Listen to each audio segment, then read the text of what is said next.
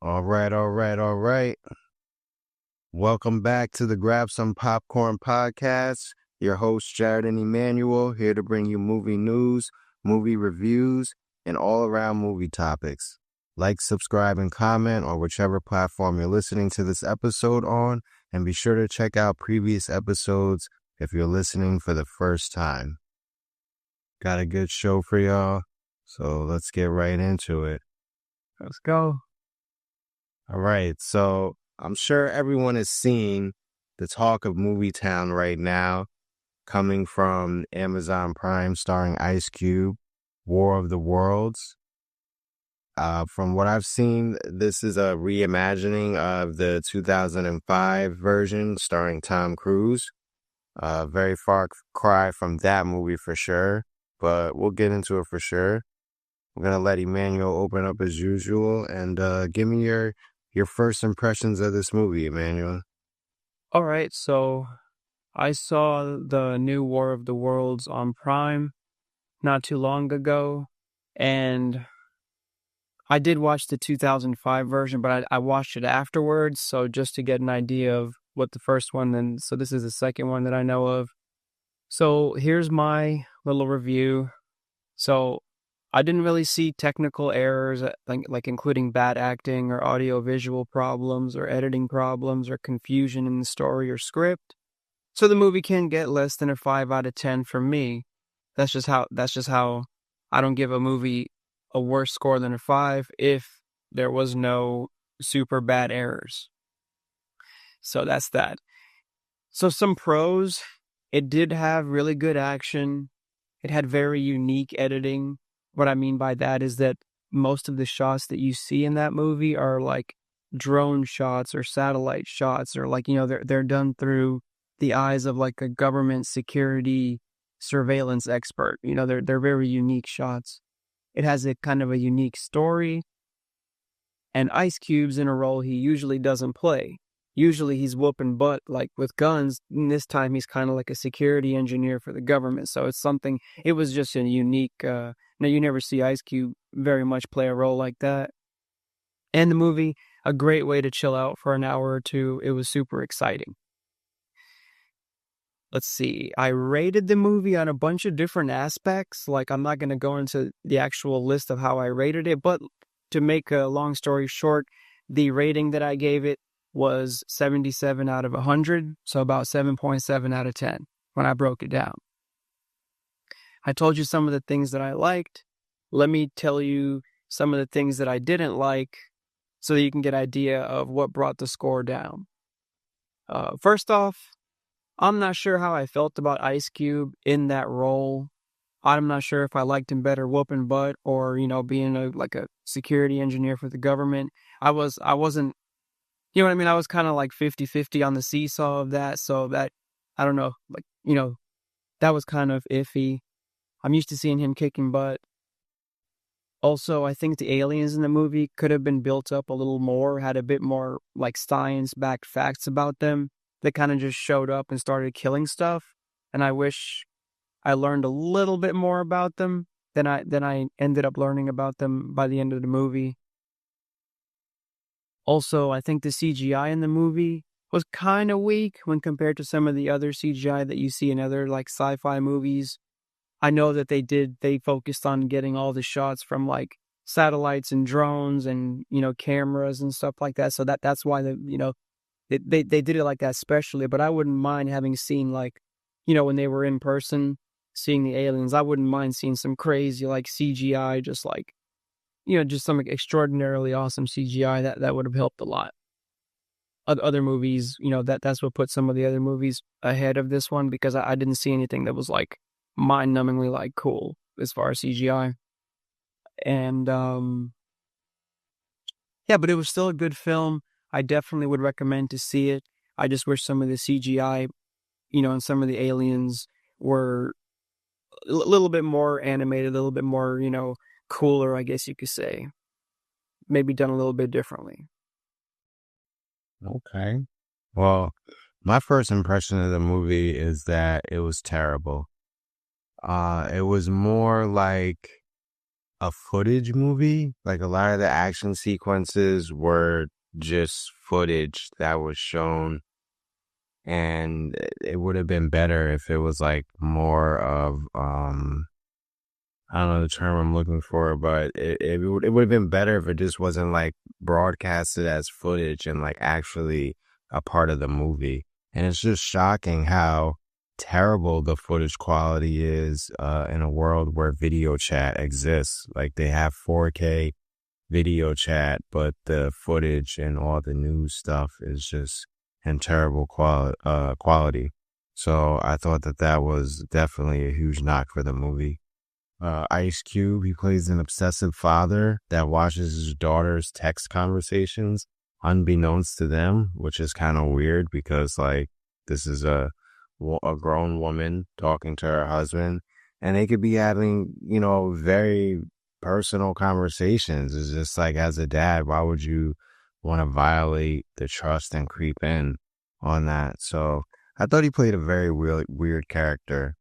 And the plot just juggles conspiracy and aliens, and the resolution is solved with Amazon Prime. This is an Amazon Prime movie, so of course you expect them to have product placement, but the product placement in this movie was just overbearing. And I've seen Ice Cube play the father role before, but this portrayal has definitely um earned worst dad of the year for sure. And something that stood out to me was the fact that the mother was saved from this awful film by being dead. So thank God for that. Salute to dead characters in movies that are terrible. You've saved yourself. Wow. But yeah. So aside from, our first impressions, let me just hear what do you think is like what worked for you in the movie at least? What do you think actually were some good positives? I think what worked, I mean, I think Ice Cube, he did a good job acting. Um, I mean, I know that those drone shots and those different shots that they got from other cameras and stuff, I know they weren't like of the best quality. Not And at all. I think that was like it was like a part of the movie. And so I don't know if to say what worked, but I definitely liked the like government conspiracy twist, like how the I like how the like the guy who was like the FBI director in the movie ended up being the guy who caused the entire situation to happen. So I kind of like that political government, like my bosses betrayed me type of deal happening in there. I kind of like the betrayal in there and how it ends up being like a, kind of like a, kind of like a screw the government type of deal. Like screw me, like me working for the government, watching the people. I'm gonna have to watch the government for the people. Like it ends up that I way. actually thought the government plot twist worked as well too. And actually one of the things that I loved was that how one of the like top government guys that he was working for, whenever his Zoom came on, he was always on the golf course. Like in the middle of an invasion, meteors are striking the earth, every country is hit. No matter what, was going on, this guy answered on the golf course. So I love that too. And I also loved how that was also like another thing that confused me because when he very first called the boyfriend, I think she was like when his daughter was when the attack first happened and he wanted him to get to the building she was at. He called the boyfriend, Ice Cube. He called the boyfriend, and he was delivering Amazon packages. So like, the inconsistency in the movie allowed for some very funny moments, but it also takes away from the movie as well when you have those glaring inconsistencies. So while it's funny, it's also very damaging, at least for me as a movie viewer. I hated that the action was restricted to the lower quality scenes for sure. I saw Ice Cube spill hot coffee on himself in this movie and he had no reaction to it whatsoever. And I mean the setting for the movie, not the greatest. They spent most of the movie inside of an office. So I'm not sure, like, I guess he was locked in there even though the door was made out of glass. But hey, that's what they wanted to go with. So, some other things that I thought that didn't work with the movie for sure.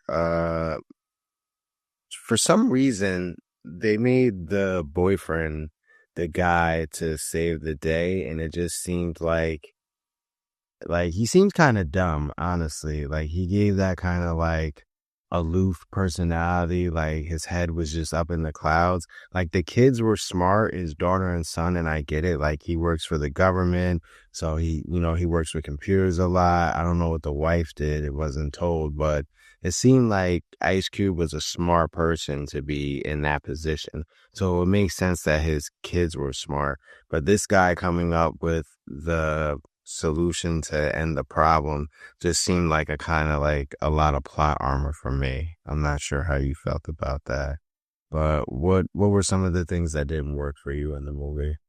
I mean, I don't know. I thought the boyfriend, Amazon, he was kind of like, he was meant to be kind of like this sort of weak, like he saves the day. But I mean, I don't know.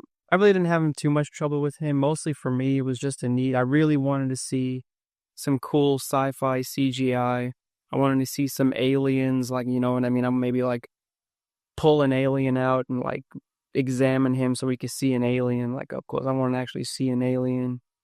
Super cool spaceships. Like the only shots that I saw were like through the eyes of like a drone or a surveillance camera. Like we didn't get to see like this awesome, like in some other movies with aliens, you get to see like, you know what I mean? Like Valerian. I don't know if you've ever seen Valerian, but you get to like literally there's people like out there talking to aliens, and Hmm. you get to see an actual alien, like how they act and some of the cool stuff they do. These guys were just, you never really got to get too personal with them. I wish I wanted to get more personal with the aliens and the and the big machines they were in. No, I agree for sure. Definitely. How does this version compare to the Tom Cruise version for you? So I did watch the Tom Cruise version, and this new one is different from the old one. This new one, you've got the story being told from the perspective of a government security network engineer who roots out some kind of government conspiracy with aliens. In the first one, the guy's just a regular guy, literally just escaping from an alien threat. They both capture tension pretty good, and they're both pretty good, but they're too different. So, you know what I mean? It's just different. We can go deeper into it, but I did watch the first one, and I think it's two different movies. They're still aliens, they still look the same, and they're a play off each other, but they're kind of different because their story is way different. Definitely. I think the stories are different. I think they're also a little bit similar too, because they both have Ice Cube, Tom Cruise. They're both fathers, and they're both kind of dealing with like the severed relationship between the kids. Now it was a little different because in Tom Cruise, like the kid's mom was still alive. She got with a new dude, so they were coming to see him, on the side, co-parenting or whatever they had going on. And then Ice Cube situation, like the mom had passed away, so apparently he's the only, these kids are adults at this point, but he's still their father. So it was like similar in that way, with the catastrophe bringing the family unit back together through that. But other than that, like very different, the movies on a screen, and Tom Cruise's '05 is an actual movie. Like it's not footage or being, played through Zoom or a broadcast or anything like that. But all in all, I would give this movie a 1 out of 10. I would recommend it if you are a member of Amazon Prime. Amazon Prime should have just gave this movie to its members. Obviously it's a very old movie. There's not too many Scream movies. I also read that this movie was like a pandemic movie and then it got shelved. So I'm not sure why they decided to come out with it now. But I mean, for what it's worth, even though this movie is absolutely terrible, it probably, not probably, but it did get a lot of views. I saw that it was number 2 on Amazon Prime. So, I guess the bad criticism did help after all, because, I'm pretty sure it was a success on Amazon Prime, no matter how bad the reviews are. This movie definitely was a success. All right, so now we would like to get into the next segment. We're gonna go into a topic that I kind of wanted to bring up on the last podcast, but I didn't get into. We want to dive into two of the most dominant genres in the theater right now, action and horror. Action has always been a box office powerhouse, and horror is one of the most reliable and fastest growing genres. For decades, action has been the king of the box office, pulling in massive market share and shaping blockbuster culture, but horror is quietly creeping up and fast. Last year alone, horror dropped 55 theatrical releases, a huge jump from previous years, and its success rate per dollar is climbing. So today, we're taking a closer look. Is horror coming for the crown, or will action stay on top, and why? Let's break it down. So, horror had a really strong year last year with 55 releases, making up almost 10% of the market share at the box office. Action was still king with about 80 releases and nearly 30% of the market. One thing that really stands out to me this year is how action relies so heavily on established franchises like Fantastic Four, John Wick, and Mission Impossible to keep the momentum, while horror often leans on original stories with smaller budgets like A24's Talk to Me or Tarot, or the last year's release Long Legs starring Nicolas Cage, that can still break out and make a big impact. So here's what I wonder, Emmanuel. With 84 action releases last year, do you think audiences are starting to get tired of these big budget franchise action movies? And is that why horror feels so fresh right now? So I don't think audiences are getting tired of them. Some people might be, but I know I'm not. Like, I would still watch John Wick or a Mission Impossible if it came out. Just me as an action fan. I do like seeing the smaller action movies that aren't part of a huge franchise because, for example, like Fast and the Furious, which is going on its 11th movie, while I still watch it, I do want to see another franchise show up on the scene because you do get tired of seeing the same movie in a new installment, but not tired in the sense of like, I won't watch it. It's just, I want something new at some point, and I'm still super excited about a good franchise installment, and I still see it no matter what. So I can't say like that I'm getting tired. It's just, you want to see something new show up and blow up. I agree. I agree. Innovation is definitely important. And I think that, if we can get some more original we can get some more original action movies, that would be great. Because we do like to see the continuation of the franchises, but I think you've spoken on this before in previous episodes, just how sometimes the sequels don't always match what happened in the first one. And, while it's good to see the continuation, it kind of just becomes like rinse and repeat with the franchises almost. So some good original stories would definitely be good. So horror releases have definitely jumped up in frequency over the past few years. It feels like every other week there's a new horror movie in theaters, sometimes original, sometimes a sequel, but they keep the genre alive with that constant presence. Meanwhile, action movies are more like events. They take years to make, they cost hundreds of millions, and they live and die on that hype. Think of upcoming Avengers, Superman, and Fantastic Four. These genres almost always work in opposite ways. Horror relies on quantity and surprise, while action leans on anticipation and spectacle. So, I have another question for you, sir. Mm-hmm. Action movies like Ballerina or the Marvels get labeled flops when they don't hit big. do you think the pressure to be a massive event every time is hurting the action genre and maybe even causing audience fatigue? So I think all movies have a pressure to do well at the box office. Action movies from huge franchises definitely have extra pressure because it costs a lot to make them.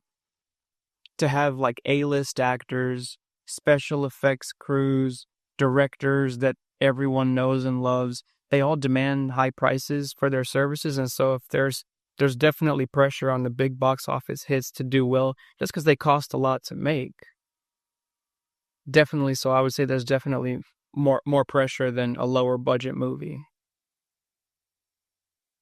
And so let me ask you this. If horror tried the action movie model with fewer but bigger releases, and action tried the horror model with frequent mid-budget releases, which do you think would thrive and which would struggle?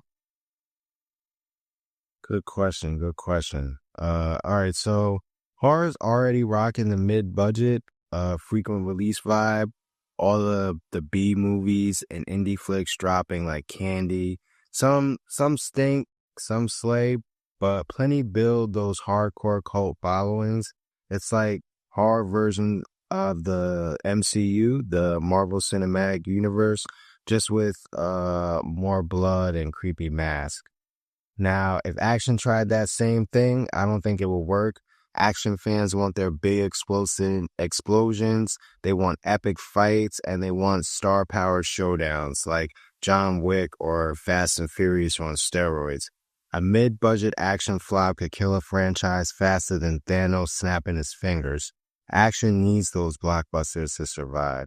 And if horror went all blockbuster on us, with giant budgets and years between movies, it might lose that underground midnight screening vibe that makes it so awesome. So yeah, each genre has its sweet spot. Horror is the steady drip of scares, action is the big loud explosions that leave you breathless. So Yeah. even even though Actions released 84 movies last year compared to Horror's 55, only about a dozen action films felt like true event releases. Horror, on the other hand, makes its smaller films feel like events to its fans, which could explain why its marketing presence is growing. So, do you think audiences are starting to crave smaller, more surprising action movies the way horror fans embrace micro-budget scares, or will event blockbusters always define the genre? So I'm okay with watching a well-made, smaller budget action movie, but everyone knows that the big budget ones like Bad Boys and John Wick are the ones that really hit. I think there's nothing better than watching a bunch of cool explosions, weapons, cool cars, whole bunch of destruction going on all over the place. That will always be cool, and I'll always be happy to watch a big budget film. So, yeah, to answer your question, I mean, you could watch a smaller mid-budget action film, but it's, the ones that are the big budget with a whole bunch of explosions and cool cars and exotic locations, those are always going to be super fun. Like, you can't change the fact that those are the super fun ones. Definitely, definitely. Oh, yeah. So, what do you think would take for horror to dethrone or even come close to what action movies do in the market? Honestly, I'm not sure. I'm not really sure that horror can fully dethrone action because part of the magic of horror is that whole B-level subgenre. Horror fans, me included, love those smaller, scrappier movies like Terrifier or Late Night with the Devil. If those studios only chase big event horror movies like Sinners or the upcoming Weapons movie, I think they would lose what makes the genre special. But here's where horror could grow. If those B-level movies started connecting the way franchises do, like imagine if more of them followed up with sequels or shared characters, kind of like what they're doing with the Ponyverse, where you got multiple horror movies. The stories are building towards one big crossover event. If horror leaned into that, you keep the consistent flow of content horror fans love, but you also build up that hype and anticipation that action movies thrive on. So, like, I'm not sure if people are familiar with the Ponyverse, but they have the Winnie the Pooh movie, and then they have the sequel.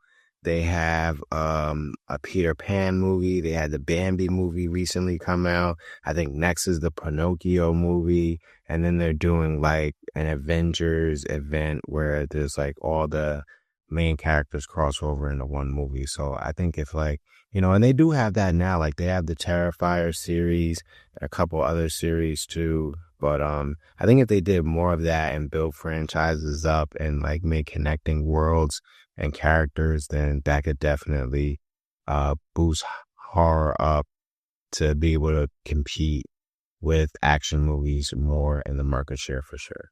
So, so what would be an example? Like, I'm trying to think of a horror movie that had like an exasperatingly huge budget, like 100 million, whatever, 200. Like, I don't know what the big budget is, but what's an example of a horror movie that had the same budget as, say, like a huge franchise, like a John Wick movie? Like, I'm not sure what the budget is, but what's a horror movie that had like $100 million budget? Like, what's an Well, example? recently, Sinners, I'm pretty sure Sinners had a $90 million budget and it made over $200 million. So that is a pretty high budget for a horror movie, but considering like the star power that was in that movie, just off the top, Michael B. Jordan, Haley Stanfield, I'm pretty sure her name is, those two and whoever else was in there. And then everything else that goes with it, the marketing and everything. It was a pretty high budget for a horror movie, and it's one of the highest grossing horror movies today. So Sinners. So what would be an example of like what you would call a mid or low budget horror movie? a movie like The Terrifier, that movie had a pretty low budget. I've seen It it. made a lot of movie that was like, as it's progressed, it's definitely gotten a lot better, but definitely the first one is like a B-level slasher for sure.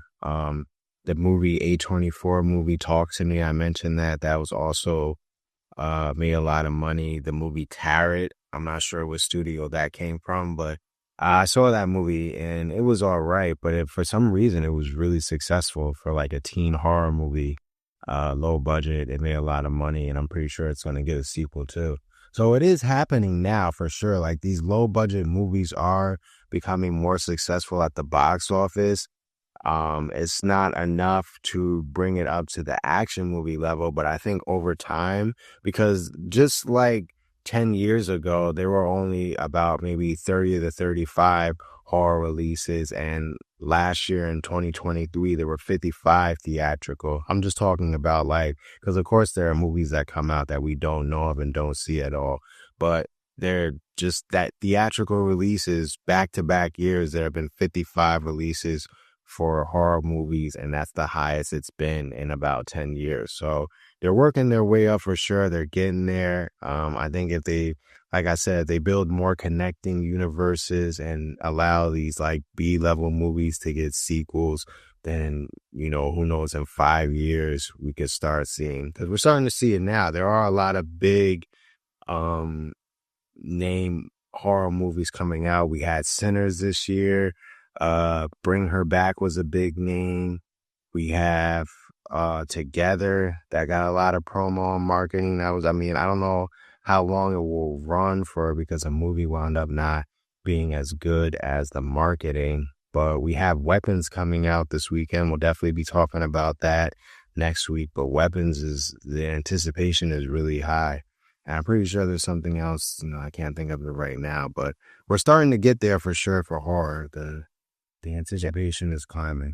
I always noticed how like the horror fans, they're like a really tight knit group. You know what I mean? They have like these horror festivals, and there's people always showing up in like masks, and they really love their genre. You never have like an action movie festival where they're giving out like, you know what I mean? There's not like a Halloween. There's not like a celebration where you celebrate action movies. But the horror fans, they definitely have their own little cult, and it's definitely a genre where creators like, you're never going to be able to make a movie like Bad Boy. There's no way, if you're a creator who does video, are you going to be able to go into the streets and land a helicopter on a bridge and watch it explode. They're not going to let you do something like that. But a horror movie, you can actually, put on a mask and go in a house, and you can actually do some stuff with horror. So it's definitely one of those, like, genres where you're more, it's like an entry. Like if you're a new movie maker, that's where you're going to see all the up and comers. They're going to be able to make a good horror.